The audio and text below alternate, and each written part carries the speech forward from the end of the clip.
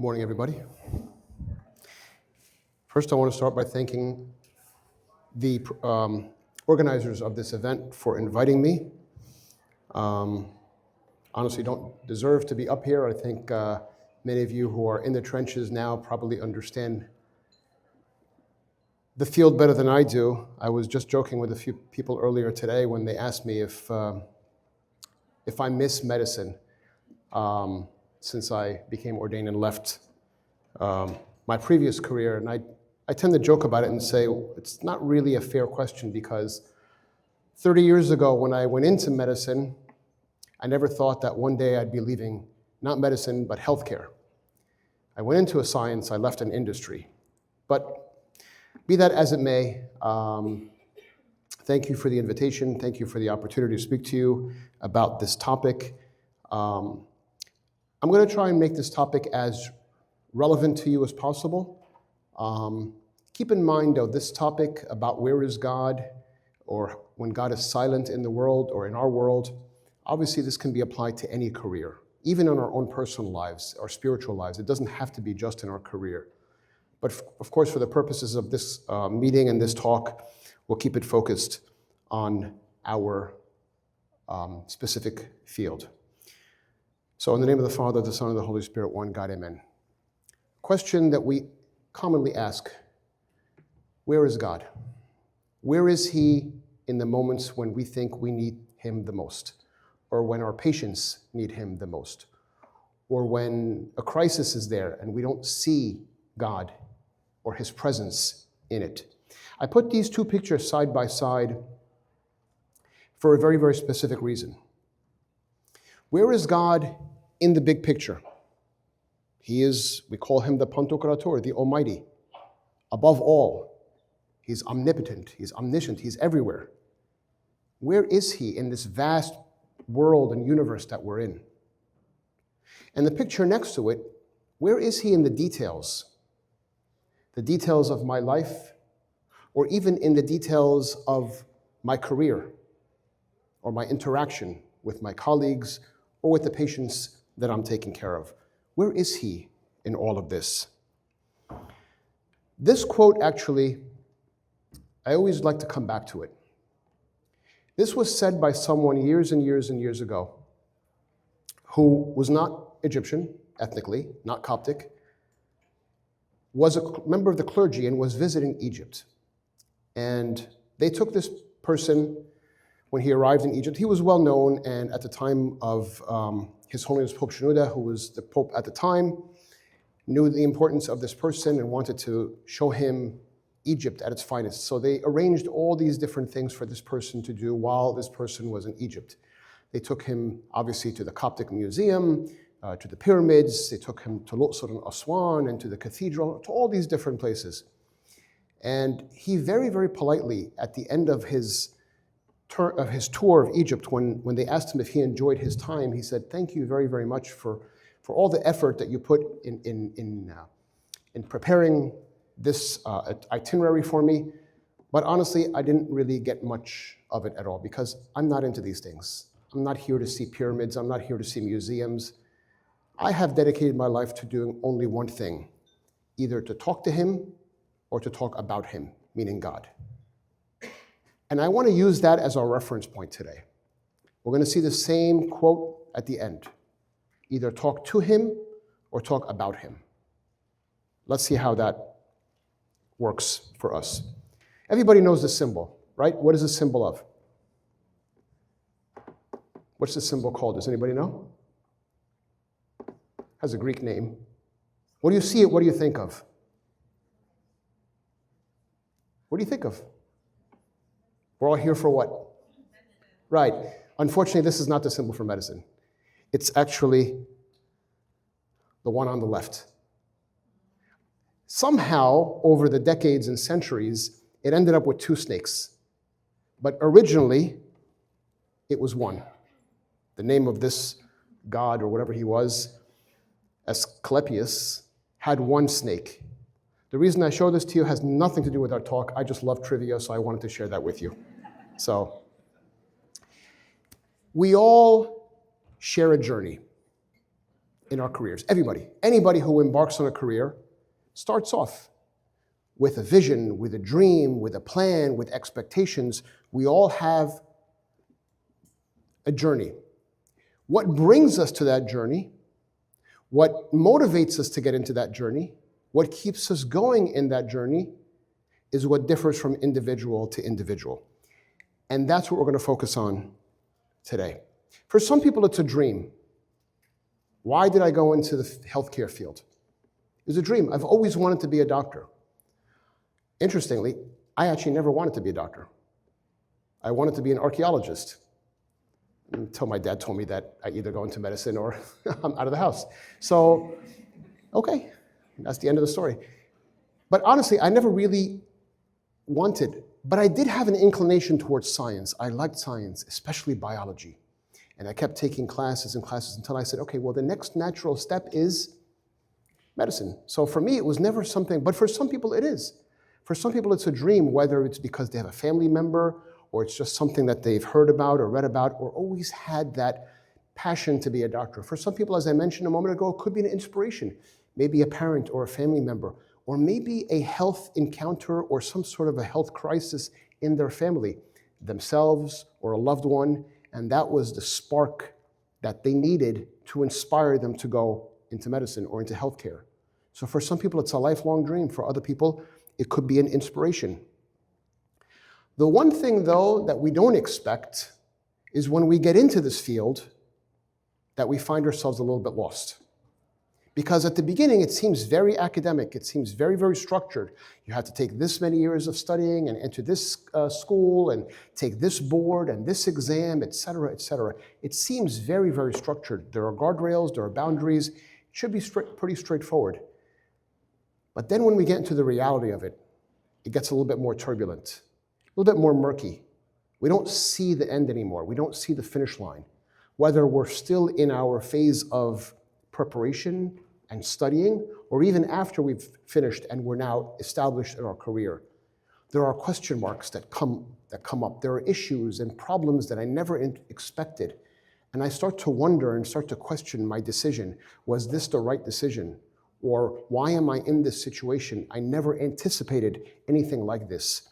And I become overwhelmed and lost. For other people, our inspiration to get into the field is fascination. Like with my situation, I had a strong inclination towards science. I was fascinated with the human body and how it worked. I didn't necessarily want to be a physician, but because this is what I liked, I found that to be the next natural step for me. Anybody who enters a career and encounters problems is never as prepared as anybody who's been through it. What do I mean by that? Imagine, for example, you've never, ever, ever been on an airplane. Most of you have probably been on airplanes, but let's just imagine you've never been on an airplane. And you ask somebody who's been on an airplane, what's it like? Oh, it's really cool. You sit, they show a movie, blah, blah, blah, whatever. Okay. What they don't tell you about is the turbulence, the surprises, the delays, or whatever problems may arise, these bumps in the road that you're not expecting. Why don't they tell you that? Well, it could be a variety of reasons. Either they're used to it, it's not a big deal for them, they don't want to scare you or discourage you, or it's only a small part of the big picture. But they are there. Those problems, those speed bumps, that turbulence happens. It happens in our workday. It happens in our jobs. It happens with our patient encounters. And it happens in my own mind and in my own heart. In my decision-making about what career I'm going to go into, or am I happy in this career? Do I want to stay in this career despite all these issues and these problems and this turbulence that has come out of nowhere? And sometimes, for those of you who fly a lot, some turbulence can be extreme, can be severe. Sometimes it's mild, but sometimes it can make you question if you're ever going to fly again. And sometimes the turbulence in our day-to-day work makes us wonder. Having practiced myself for about 28, 30 years, there were times where I would go home and not sure if I'm going to go back the next day. Very, very turbulent days with outcomes that were horrific and heartbreaking and makes me wonder, did I make the right decision? Is this something I want to do? But of course, I bounce back. With the grace of God, I bounce back. But when you don't expect them, it's hard. When you're first starting your career and you hit that first speed bump and you ask, where is God? I thought you wanted me here, God. I thought when I prayed and you allowed me to pass this test or to get accepted into this school or to get this job, it meant that you wanted me here. Then why is it so difficult? And why are you suddenly absent? Where is God in all of this? And those are the questions that we all face. I want to share a video with you, but unfortunately, I have to leave this to show it to you because it doesn't work when it's embedded, so just give me a minute.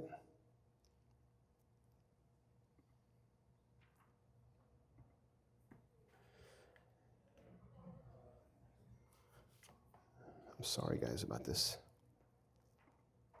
All right, we'll come back to it in a second because... And then the disappointment of coming to the realization that, you know what, I'm not cut out for this. I'll never forget in my first few years after finishing residency and fellowship, and I had a partner at work. We had a big practice, and one person had a very, very bad outcome one time with a patient. It just so happened that there were several different outcomes in a row that just didn't go very well, and that person decided that they're going to call it quits. And I remember, and they quit. They just resigned and they just left medicine altogether. And I remember talking with the other colleagues at work, asking, as we're having a cup of coffee together, how or what it must have taken to dedicate so much work and so much energy and so much time to study and to work and to take exams and to apply, et cetera, et cetera, et cetera. What must have happened in that person's mind or heart to make them say, you know what, I'm done. I can't take this anymore. Something dramatic that just broke. Nobody can understand what that is except for that person. But we all face disappointments. How do we bounce back from that? How do we deal with that? How do we say, God, I know that you're there, even when we don't see him and we don't hear him, because those disappointments are sometimes pretty intense. And the last is the disillusionment. This whole thing was just a joke. I'm not cut out for this. Medicine is a business now, or healthcare is a business, as I said earlier, and you become disillusioned. And then what you end up doing is telling other people, don't do it, don't do it. Would you do it all over again? Oh no, no way, no way. We know the story, we know the story. But I've come to the realization over the last couple of years, it's not fair for me to say that. Now, as I started this talk a few moments ago, I told you that I went into something which I thought was medicine. What I left was something that's healthcare, which is an industry. Is it fair for me to tell my own children or anybody that comes to me who's younger, hey, I'm thinking of going to medicine. Should I do it? It's not fair for me to say yes or no, because what I saw, my perspective, they will never see. I can't tell you to not try Indian food if you've never tried it. And just because I didn't like it doesn't mean you're not going to like it. It could be, but it's unfair for me to make a judgment call on your behalf or anybody else's behalf. Now, if you ask me, would I do it all over again, knowing what I saw, I'm not sure I would, personally speaking, but that doesn't apply to everybody. That's the disillusionment I'm talking about. You wonder and you question whether where God put you is actually God's will, and if this is the right place for you. Now, let's go back to that video.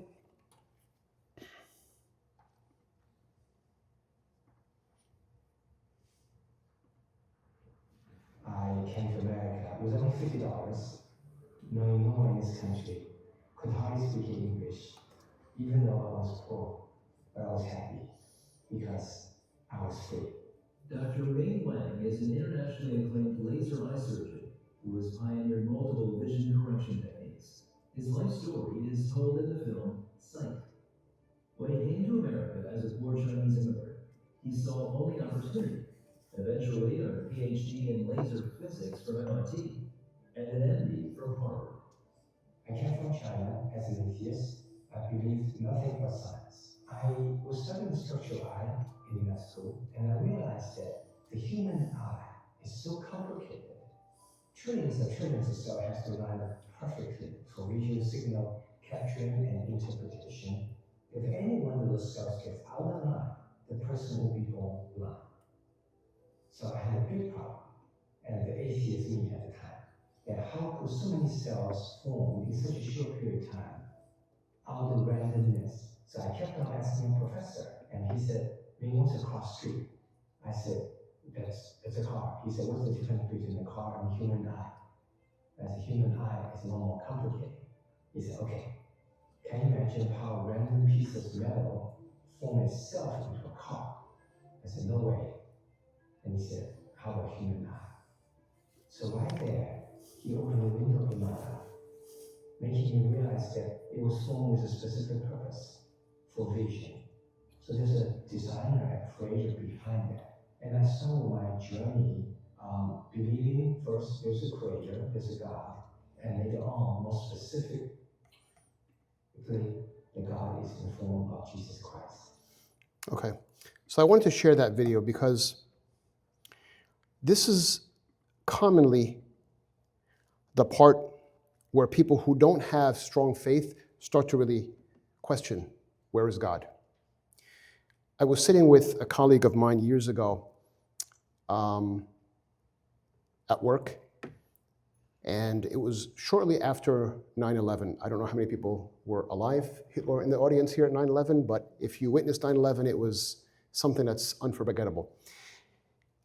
And I remember sitting with this colleague a couple of days after 9/11, and we're talking about the atrocities and what we saw and so on and so forth. And this person who was born and raised a Christian, I think Catholic, started saying, you know what? There is no God. I don't see God. How can God allow that to happen? And then it became not just 9/11, World War II and World War I, and all the diseases that we see, and the patients that die, and they started saying, and this CAT scan that I just read on this 5-year-old kid who has a life-threatening tumor. Where is God in all of this? How do you answer something like that?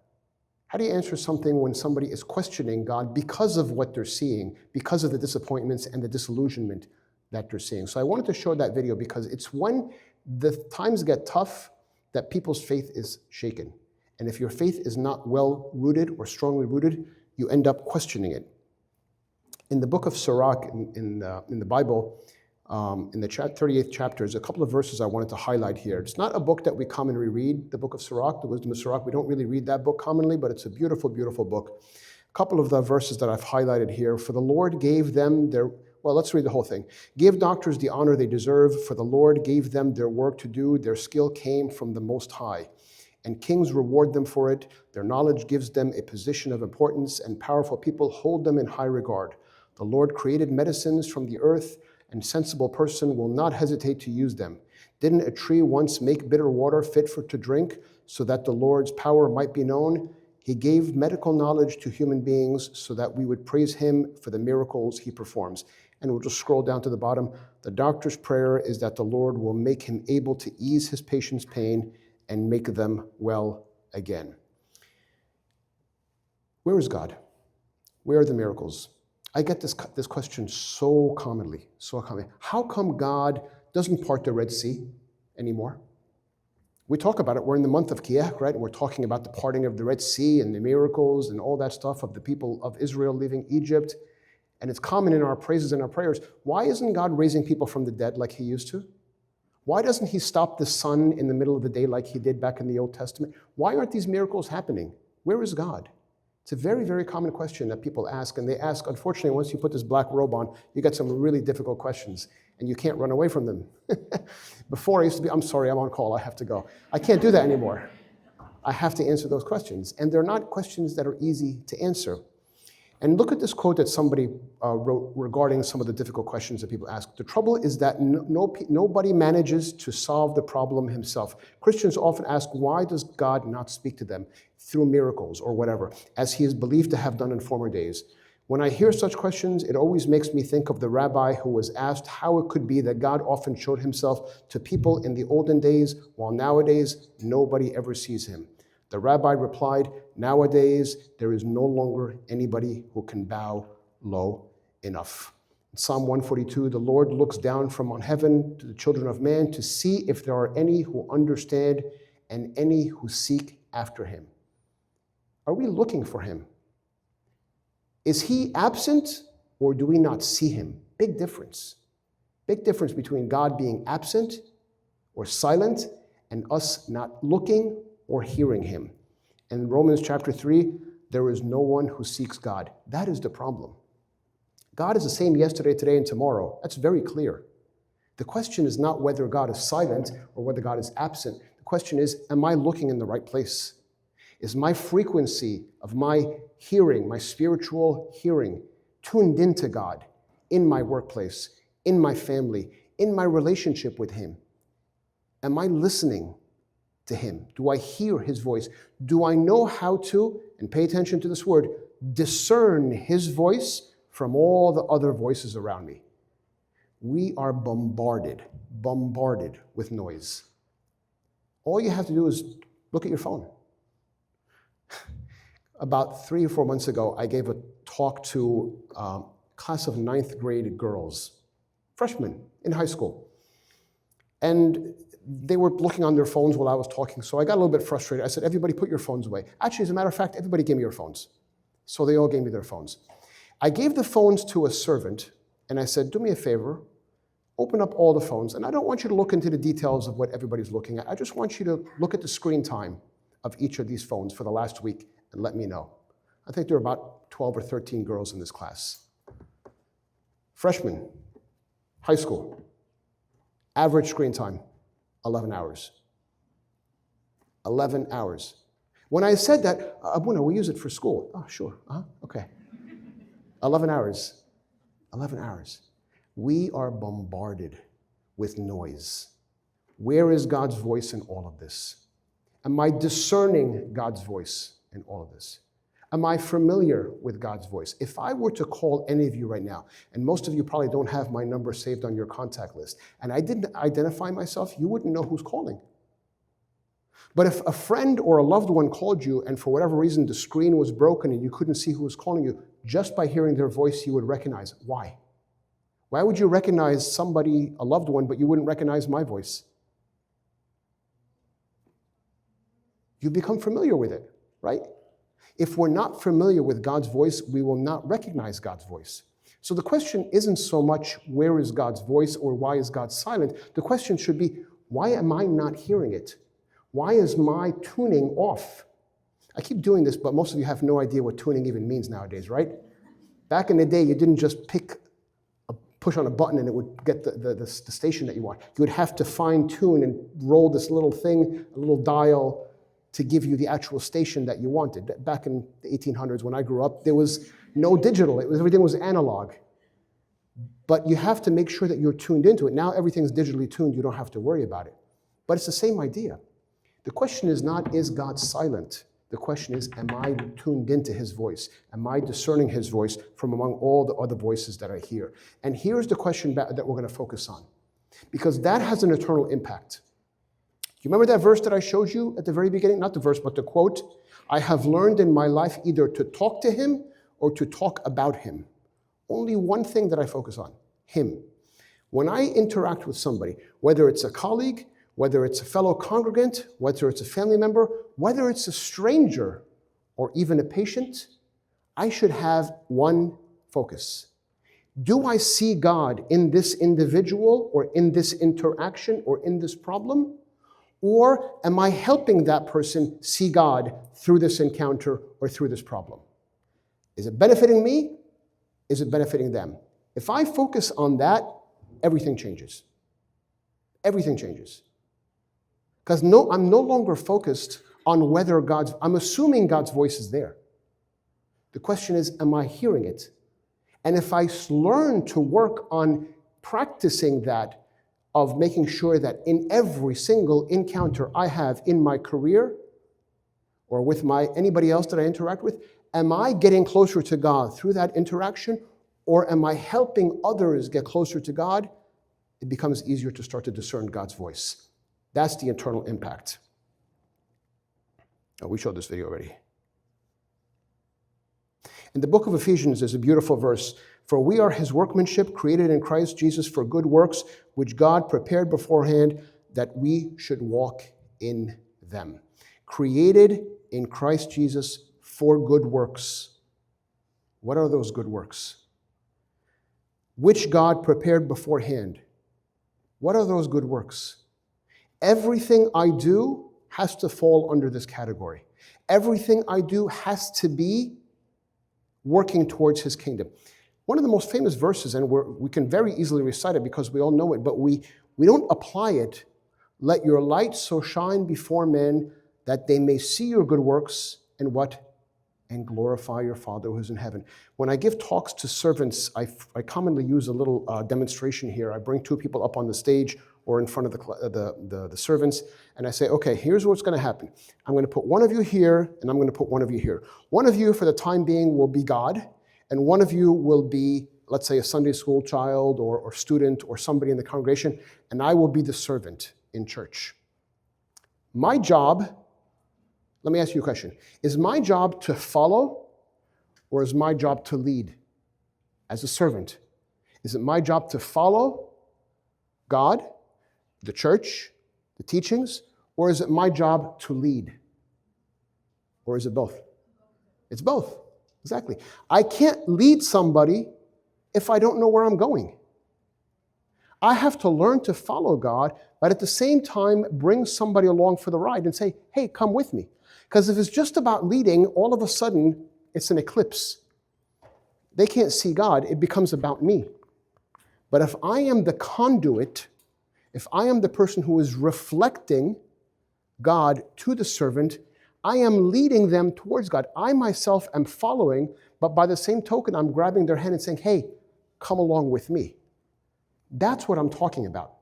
Just as a servant would do that in a church setting, we in our workplaces, in our encounters with other people, colleagues and patients and whatever it may be, have to be the same. People have to look at me and say, that person is reflecting God. I've shared this story, and I'm going to share it here with you guys. So if you've heard it before, forgive me, but it was such an impactful story that I like to use it a lot in my talks. So many, many, many years ago, I used to teach the college youth meeting at St. Mary's Church here in New Jersey. And at the end of one of the classes, a youth came up to me and said, of course, I hadn't been ordained yet, and said, I want to talk to you about something. I said, sure. And he was very, very emotional. So I said, why don't you go talk to Abuna? He said, no, I will, but I need some advice from somebody who's like an older brother to me. I said, okay. So he went on to tell me the story that he was in school, college. He was a college student, and he was used to studying in a small group of students who were taking classes together. So one day he was studying for an exam. I don't remember, of course, what. Let's just say it was a chemistry exam. Him and three of his friends are sitting around a table studying for a chemistry exam. At some point, they said, let's get some food. We're hungry. So they ordered some food. So they took a break from the studying, and they're just enjoying a bite together. Somehow or another, the topic of religion came up in their conversation while they were chit-chatting. And they all started sharing with the other friends were not Coptic. They were just talking to each other and hanging out with each other. So they started sharing each other's religions. Of course, I don't remember the details, but let's just say one of them was Jewish. So he started talking about Hanukkah and Passover and Jewish traditions and so forth. The other person, let's just say he was an atheist and started saying, I don't have any faith. Make a long story short, the turn of this one college youth came. It was his turn. And they said, oh, well, what's your religion? He said, I'm Christian. They laughed. And they said, really? Nah, seriously, what are you? I'm Christian. Wow, never would have thought. That's the reaction of the non-Christians to him. He said he almost threw up, he closed his books, and he went home and he cried the rest of the night. He didn't give them any reason to believe that he was a Christian. This was a college kid who was, by the way, an active deacon in the church. But to the rest of the world, there was nothing about his behavior that reflected Christ. They were stunned when he said he was a Christian. That's what I'm talking about. When people look at me, do they see Christ? Am I reflecting, am I pulling Christ? Or am I turning him away from Christ? Am I myself seeing God? And when I start to see God by default, whether you like it or not, you will start reflecting him. So we'll keep that in mind. The reason for that, and the reason why we don't necessarily see God in everything or hear things, is because God's perspective is different than our perspective. We expect God to solve things according to the way we see it. God's justice, God's methods, God's timing is not something that we can comprehend. I always like to use the analogy of a car. Everybody knows what a car is. What is the biggest piece of glass in a car? The front windshield, right? Why? Because we're going forward.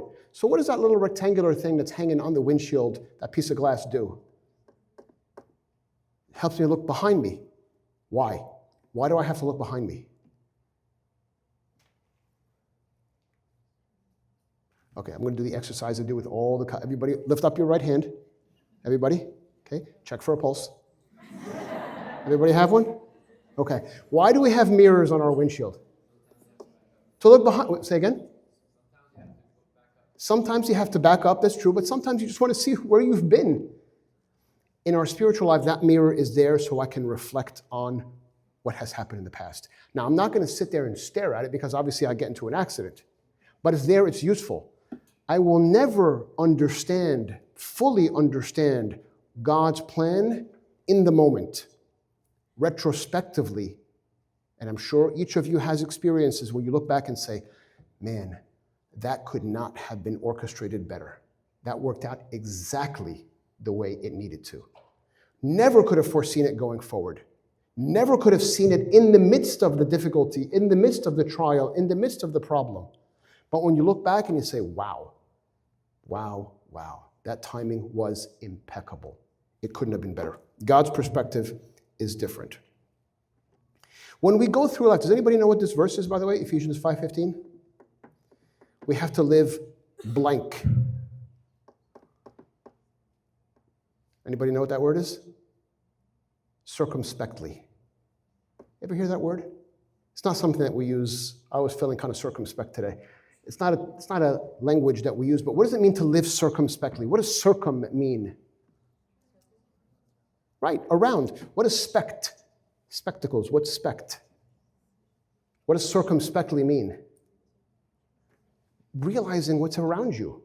Sometimes when we walk, we have blinders on. Sometimes we live our lives, especially those of us who are in the science world, we're so focused, we're so career-oriented, we lose sight of the big picture.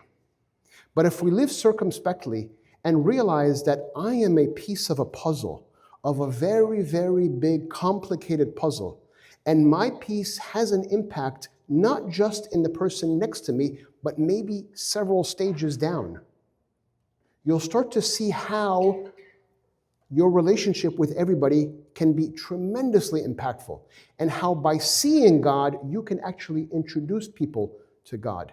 By being tuned into God's voice and realizing that He is there in the midst of this problem, you'll help that patient, that coworker, that friend, that relative see God. Now, I'm not saying this for the purpose of evangelism. I'm saying go out and evangelize. But like I said a few moments ago, without even realizing it. If you start to see God in everything, people by default will start to see God in you. It's like the what's that thing called? This has a name, Newton's cradle, right? We have an impact. If I take one of those marble and pull it all the way up, what's going to happen to the marble all the way on the other side? It's going to move. But that marble didn't hit that one. How did that happen? How did the force get transmitted from the one all the way on the left to the way on the right? I don't know the answer. I'm just, Yanni. The point is, I may have an impact on you, but years later, your impact on that person can be traced back to something that I said to you or something that we went through together. Do you understand what I'm saying? All right, let me show you another video.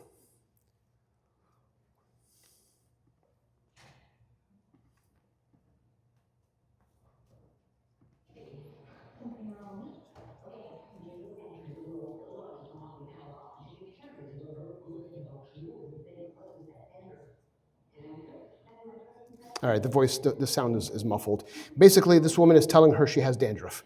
So that has nothing to do with our conversation, but it has to do with first impressions. That's why it's up there. That was a commercial that was shown years and years ago, that you don't get a second chance to make a first impression. And obviously, if you have dandruff, that's the whole idea of the commercial. So, but it comes down to the first impression.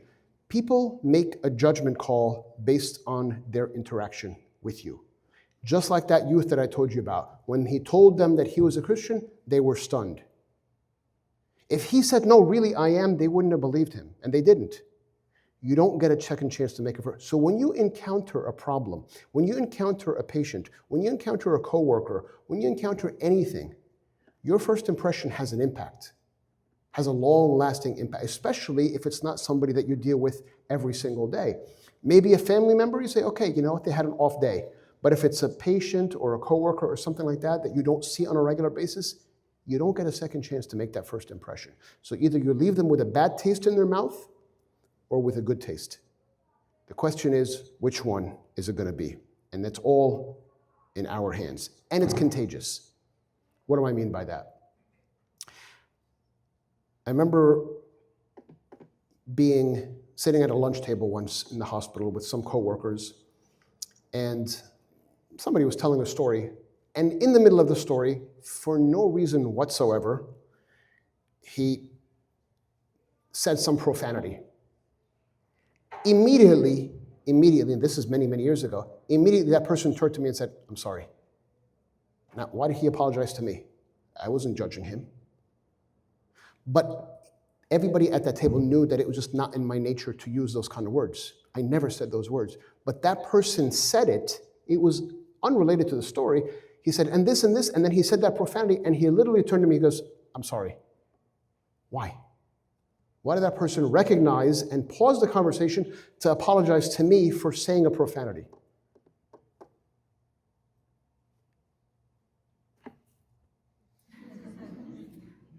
Anybody? Huh? Well, he saw something in me. He knew this was not my nature to do this. I never used those words. And he saw something in me that made me different than them.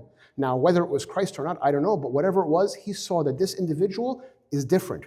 So when he used that word and was using that kind of language, he realized it was out of place. Because I was sitting at the table. Again, I wasn't there to judge him.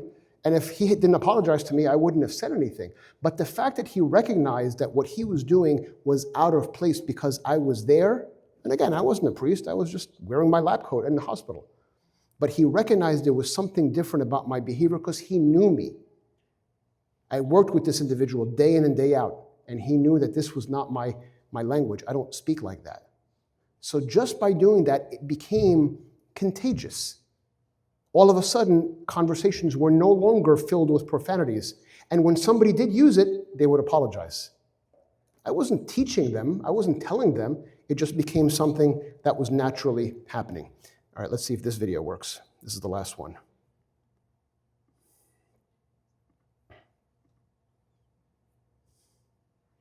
Medicine. And you'll find plenty of scientific studies that confirm what the Christian community has known for thousands of years, that prayer works. The anesthesiologist comes in and says, Mike, we're not going to be able to do the surgery. Why? Because his blood pressure is like 220 over 120.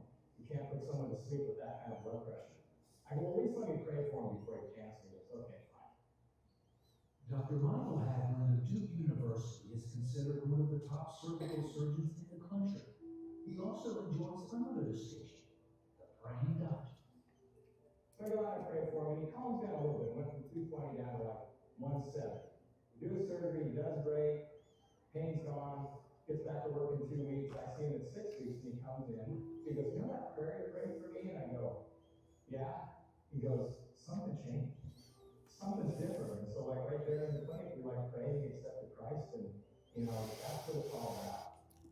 When I was doing interventional radiology, I remember many, many times, I'm standing in front of the patient, and I have my, obviously, scrubbed and lidocaine on the patient's back or whatever part of the body that I was going to work on, and I'm holding the lidocaine needle in my hand.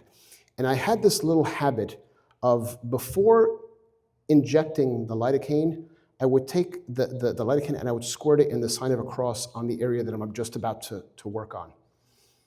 And when you're doing these procedures, if anybody who's who's never seen an interventional radiologist work, there's always somebody standing next to you, a technologist or a technician, or a nurse, or somebody standing with you to help you with some of the tools that we need. And they would always ask me, what are you squirting there? Does the lidocaine work like on the skin? I said, no, I have to inject it, but I'm just prepping the area. Later on, when I resigned and I told them that I wasn't going to be there anymore, they asked me, they took me out for dinner and said, just one question before you go. What's this sign thing that you're doing? I said, okay, if you didn't notice, it was the sign of a cross before I did it. Like, now we get it. Now, it's a little thing that I did. They didn't understand what it was, but it was my little way of saying, Lord, this is your procedure. I'm not doing it. It's in your hands now. And when they asked me that question at that dinner that they took me out for before I resigned, or after when I told them I was resigning, they were quite stunned by it. Like, you know what? Now we get it. Now we get it. I made sure that God was everywhere in this procedure from the beginning to the end. And not just for the patient's sake, but even for those that I was working with. One of the most beautiful quotes from His Holiness Pope Shenouda, he who is accustomed to leaving all things in God's hands is accustomed to seeing God's hand in all things. Are you tuned in to God's voice? His voice is never absent. We're the ones who are not hearing it. We're the ones that are not listening to it. You guys know what an anchor is? How do anchors work? Everybody thinks an anchor is just a weight that you put down so the boat doesn't go away. Unless that anchor is actually dug into the ground underwater, it's not going to do anything. And how does it dig? By pulling on it. So believe it or not, the more stress you put on the chain or the rope that's holding that anchor, the more you pull on it, the deeper the anchor is going to go. It's shaped in such a way that the more tension you put on the chain or the rope, the deeper that hook of the anchor is going to dig into the soil underneath the water. So it is through the pressure, through the tension, through the difficulty that anchor gets more secured. And the same thing happens in our lives. And if you allow God's voice to be heard in your careers, in your encounters at work, and you take those opportunities and say, you know what? Thank you. Because it is through this that I'm going to learn to see you. That anchor gets pulled in deeper and deeper and deeper. And believe it or not, it'll strengthen you. It'll strengthen your spiritual life. We see Him most in those difficulties. Expect to hear His voice in the difficult. Don't say, where is His voice? Maybe His voice is in the difficulty. Abuna Bishoy Demetrius, God rest his soul, who was the priest here at St. Mary's Church, he was my father of confession before he passed away. He said something, he was very, very well known for it. Whenever anybody asked him for prayers or support, that he's going through something difficult, he would say, Malish Habibi, gehed, gehed. Gehed means struggle. Gehed, gehed. And sometimes he would add a little twist to it. Gehed, Ashan al-baraka fi gehed. Struggle, because the blessing is in the struggle. When Jacob wrestled God, the blessing was in the wrestling. When Jacob wrestled in the Old Testament, where did he get that blessing? In the actual act of wrestling. He was intimately encountering God in that wrestle. So rather than saying God is silent, ask yourself, maybe this is God's voice. The question is, what am I supposed to learn from it? So I'm not going to question God's absence or God's presence. I'm going to say, no, I know He's here. The question is, Lord, help me to see what you want me to learn from this encounter, from this challenge or this difficulty or whatever it may be. Remember the first couple of slides about the journey that we started? If we change our perspective to God's perspective and see Him in everything, all of a sudden things start to make sense. And that anchor that I just showed you a few moments ago starts to get deeper and dig deeper and deeper. It's going to get to the point that all I see is God in everything. In my patients, in my coworkers, in my family, etc., etc. We're running out of time, so we don't have time to go through all the different slides, but I'll just pick a couple here just to highlight. Like, for example, when we see something that doesn't make any sense, whether it's in our studies, whether it's in the outcomes, whether it's in research, something that we're just, wow, this is amazing. don't chalk it up to coincidence. Say the glory goes to God. And there are tons of references for this. Look at the Bible. Look, the Psalms, all they talk about the glory of God. The Psalms, Psalm 19, Psalm 104, Psalm 139, which many of you probably know is a beautiful psalm. See God in everything that you do, rather than just saying it's coincidence. Here's one that's interesting. When we're disappointed, see God in it. This is a CAT scan, for those of you who have never seen radiologic imaging. This is a CAT scan, and what's called a coronal image, a front image, as if you're looking at the patient. That yellow circle there is circling a little something in the bottom part of the left kidney. Now, this is not the exact slide, but it's very similar to a slide, to an image that I looked at many, many, many years ago. And I remember looking at a CAT scan, and I read it as normal.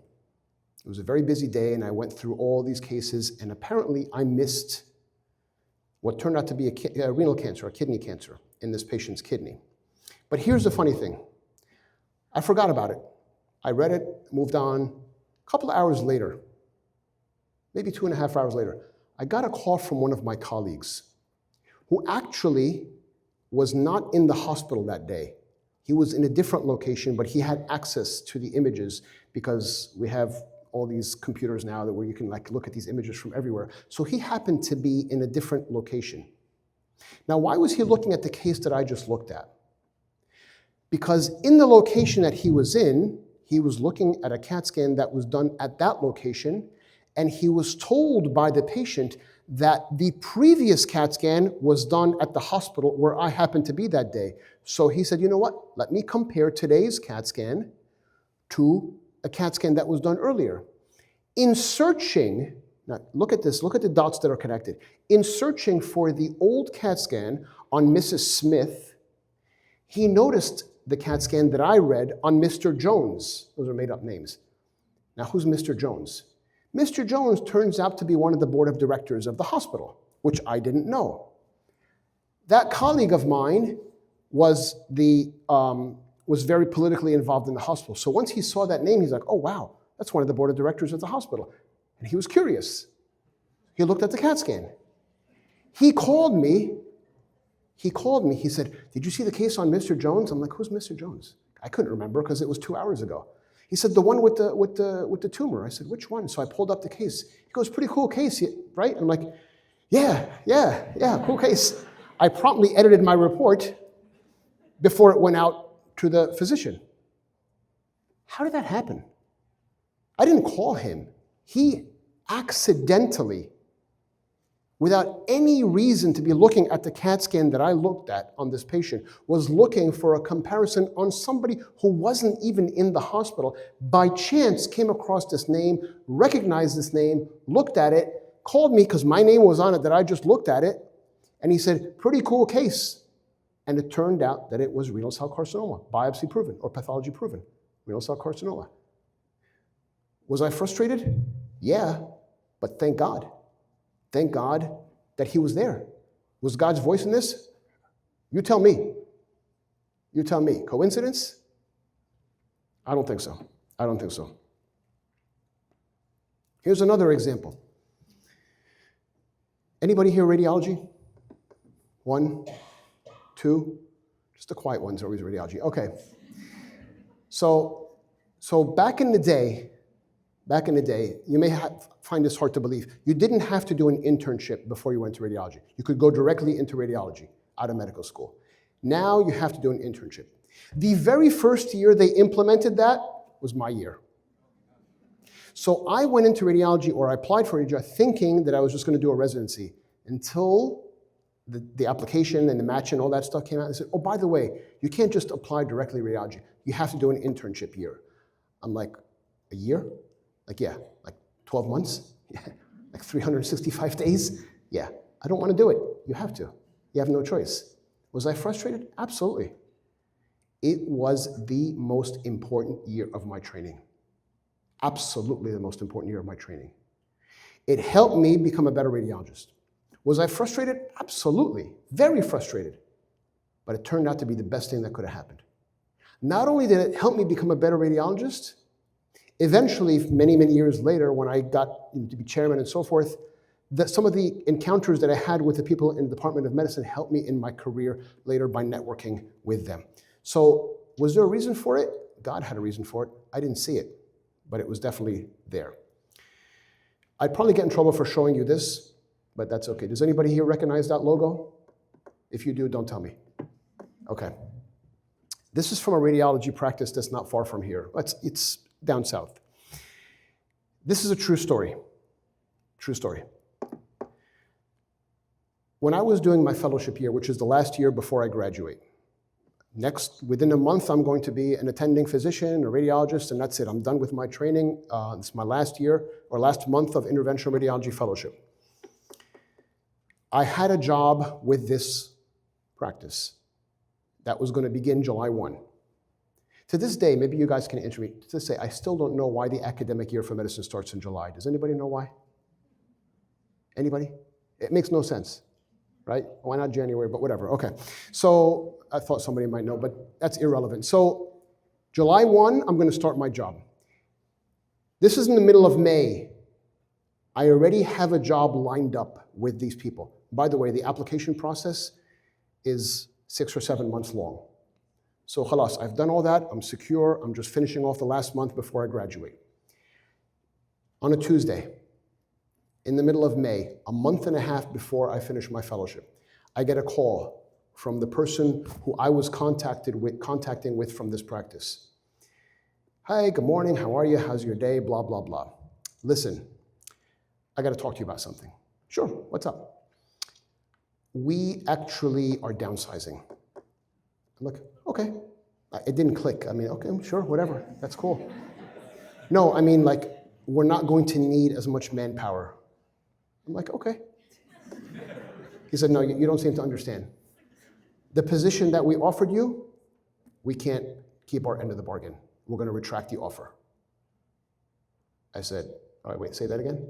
I said, we can't accept you as a partner or as an associate with us because we're downsizing. Please don't take it personally because you're not the only person we're hiring this year. After I'm done with you, I have to call the other guy and tell him that we're not accepting his, we're not going to take him on either because we're downsizing. I'm sorry, good luck. And he hung up the phone.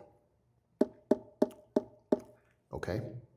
I got a month and a half to find a job. It takes 6 or 7 months. All the good jobs, khalas, are taken. I mean, everybody else is hired. And all the positions are filled. Now, I have a mortgage. I have a newborn at home. And in a month, I have no income. And, residents or fellows' income wasn't, very impressive back then. What am I supposed to do? This call was at 10 o'clock in the morning. Trust in the Lord with all your heart. Do not lean on your own understanding. In all your ways, acknowledge him, and he will make straight your path, etc., etc. Read the rest of those verses. For I know the plans I have for you, declares the Lord, plans for welfare, not for evil, to give you a future and a hope. 10 o'clock in the morning, that phone call. Now, the rest of the day, I'm a zombie. I can't focus because, okay, what am I going to do? I have no job. I go home that day.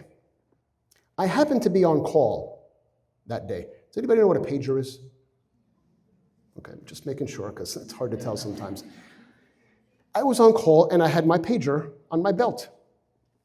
It went off, 6:30 in the evening. I look at the number. I don't recognize the number, 609, something like that. So I dialed the number. I said, hi, it's Dr. Girgis. Did somebody page me? And the guy on the other side said my name, like he knows me. I'm like, who is this? And he told me who he was. I'm like, oh, I'm not 100% sure who it is, but I'm trying to go with the conversation. He goes, don't you remember I was a fellow where you are now 4 years ago? Then it clicked. I knew exactly who he was. When I first started my residency, he was in the position that I am currently in right now. Oh, how are you? Small talk, right? He said, listen, we have a problem. Because now he is a radiologist. He's an intervention radiologist at another practice, not this one here that just called me this morning, a different practice. He said, listen, we have a problem. I said, okay, what's the problem? He said, one of our intervention radiologists just told us he's going to retire in July. I know it's kind of late, but are there any fellows up in the area where you're right now that are looking for work? So I said, Before I answer that question, did anybody call you? He said, call me for what? I said, about me. He said, no, I called you. I said, no, I know you called me, but did anybody call you to tell you to call me? He said, no, why? I said, never mind, I'll tell you later. But yeah, I know somebody. He goes, oh, perfect, who? I said, me. I said, what do you mean you? It's May. Don't you have a job? I said, well, up until 8 hours ago, I did. What happened? And I told him the story. He said, can you come in Monday for an interview? And I went in. Want to hear something interesting? This group imploded. The whole group fell apart a year later. They came back and they started, because now they're an established radiology group, but at that time, the entire practice fell apart. There was a disagreement within the partners. They split and the whole thing was dissolved a year later. Now, why did this happen? Is God's voice in this? You tell me. I can either see it or I can deny it. I can either be tuned in or say this was unnecessary frustration. Or I can say, I learned something from this. God provided. Now the next time I face a problem, I say it's okay. At the end of the road, there's going to be a solution. I don't know what it is, and I don't know when it's going to happen, but it's there. That anchor got very deep that day, very, very deep. And as we started, we're going to end. I have learned either to talk to him or to talk about him. In my career, I have learned to do one of two things. Either to see God in my patients or for patients to see God in me, one or the other. I don't go around with a sign and say the end is near, you must confess, you must repent. I'm not doing stuff like that. It's just in my day-to-day interactions, I do my best to reflect God. And where I can't do it, I say, Lord, help me. Help me to reflect you when I talk to patients. And Lord, help me to see God, see you in my patients or in their diagnosis or in their troubles or whatever the case may be. I have learned to either talk to him or to talk about him, either to see God in patients or for patients to see God in me, and glory be to God forever and ever. Amen.